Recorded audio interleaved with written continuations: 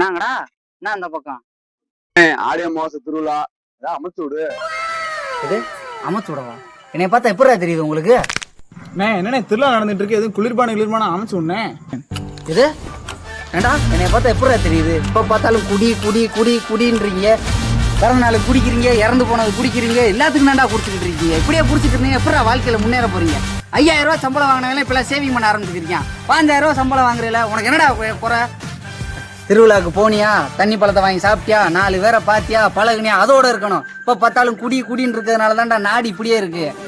குடிச்சேனா உன் குடும்பத்துக்கு நீதான் முதல் எதிரி, இந்த சமுதாயத்துக்கு நீதான் முதல் குற்றவாளி. பாக்காரா பாக்காத, செருப்ப கவ்வ விட்டு அடிச்சு விடுவேன். போங்கடா போய் குழந்தை குட்டியில படிக்க வைக்கிற வழியை பாருங்கடா.